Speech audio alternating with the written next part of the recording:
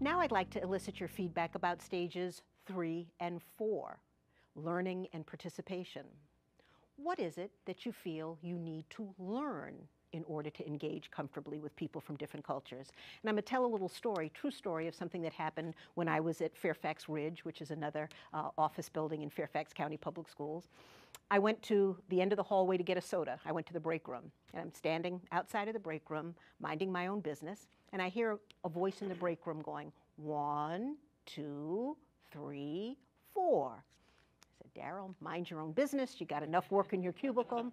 Then I heard a voice in the break room say, let the white girl try. 1, 2, and I said, you're doing stuff on cultural competence. You know you got to peep in there and find out what's going on. And what was happening was a specialist in the instructional services department, whose roots are in India, her ethnicity is from the country of India, she was teaching 2 white female specialists in instructional services how to do an Indian wedding dance. They had been invited to a wedding. They knew that there was going to be dancing, and they didn't want to be wallflowers. So they enlisted the help of this specialist, and she was teaching them this Indian wedding dance and counting out the steps very carefully. 1, 2, 3, 4. I chuckled then when I thought about the comment that I heard, let the white girl try, because it was one of the white females who was learning the dance, and clearly she felt a little out of her element and knew that she was engaging in something that was different from what she normally engages in, because she identified herself as a white girl. Typical example, I think, or good example of learning about another culture so that you can participate. So I want to ask you, what is it that you want to learn? What is it that you feel you need to know more about in order to engage with people of different cultures? Well, I find myself having conversations with people of many different backgrounds, and I'm curious about where they're from. But I know the wrong question is to say, where are you from? Or where were you born? Or where did you come from? So I'm trying to think of a good way to get to the heritage part. Yes. Without my assumption being that they are from another country when they might very well be from this country. Yeah, that's a good point. In fact, when I was giving this presentation at a school, I had 2 young Asian teachers come up to me afterwards and say, you know, people ask us all the time where we're from, and we respond, Annandale. And you do have to be conscious of that. And so I asked them, so how would you prefer that question? And you know, that's always something that you can do too in learning, is ask the person, you know, how they want the interaction to go. And I think she said something about, you know, where do you trace your roots, or from what country do you trace your roots, or where did your family, you know, come to this country from another country, and if so, where? But she gave me some tips about how to get to that very question without assuming that the person is not a U.S. citizen or doesn't consider themselves from the United States. So very good point. We've talked about achievement gaps and closing achievement gaps. Yes. Is there data that supports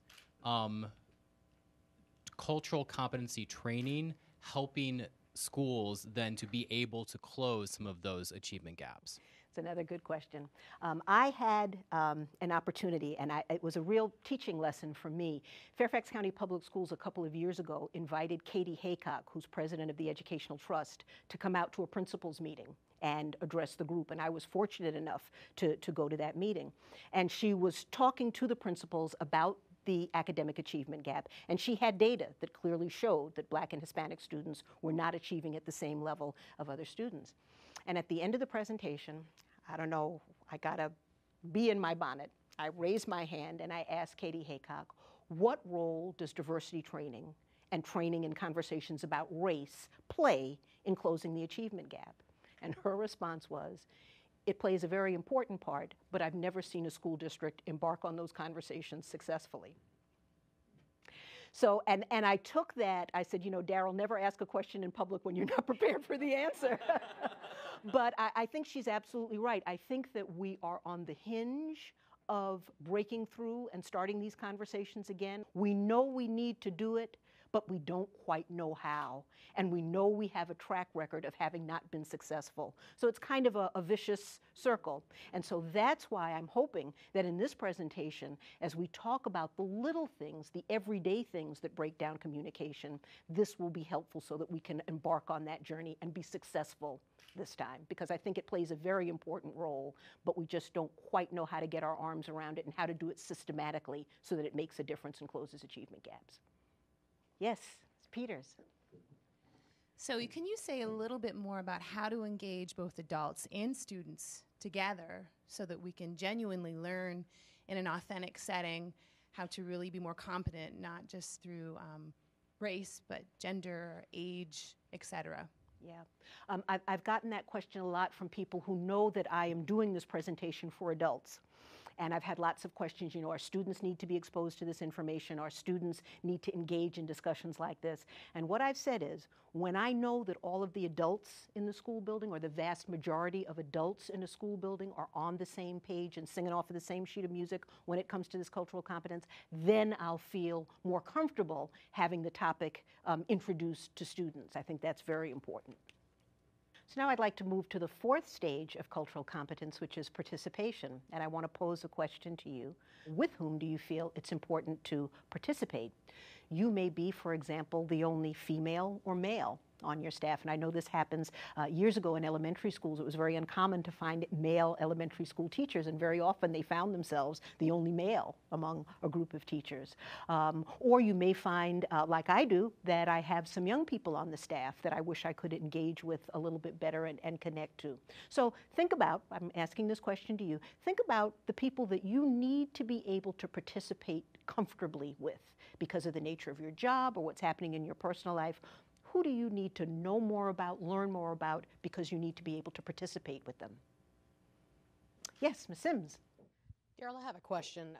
When you talk about the 4 generations being in the workplace, when I look at our students in high schools who use the N-word very differently than how, say, my parents would have thought about the N-word, how do you get those two groups, the teachers who may be older, to participate effectively with the younger kids? Do you have any suggestions on how to bridge that gap? That's a great question, and I'm glad that you asked it, because I have my own theory about the N-word and how to work with the N-word, and I'm happy to share it with you, and if it works for you, great, and I hope that it provides some help.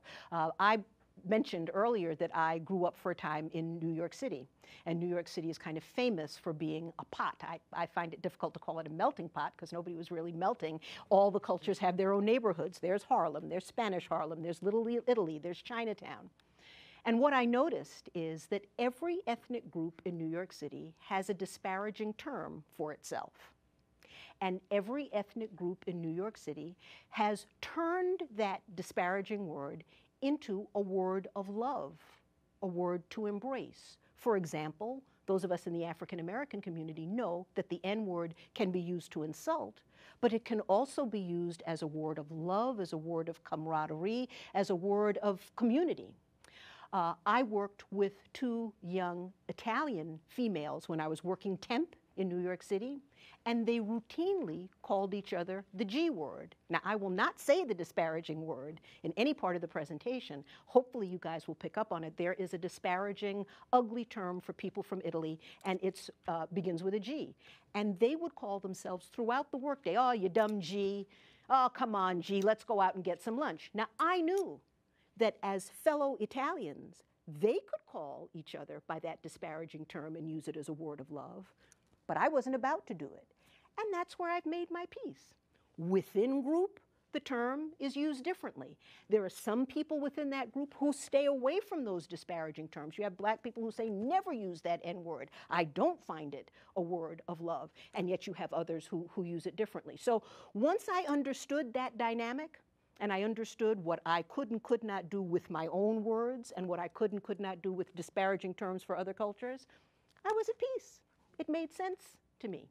And so that's what I would suggest, particularly, as I said, because I get lots of comments and lots of questions after this presentation about hearing the N-word and going crazy and, that, and not really knowing how to handle it. So If I come from that perspective, and if I'm grounded and understand what that word means for me, then I'm better able as an adult educator, to instruct and encourage and interact with the students who are using the word.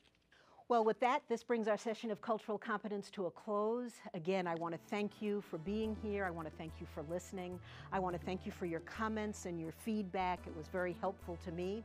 And again, I hope that all of this information is helpful to you as you go out into your work worlds and attempt to become more culturally competent. Thank you very much. Thank you so much for coming.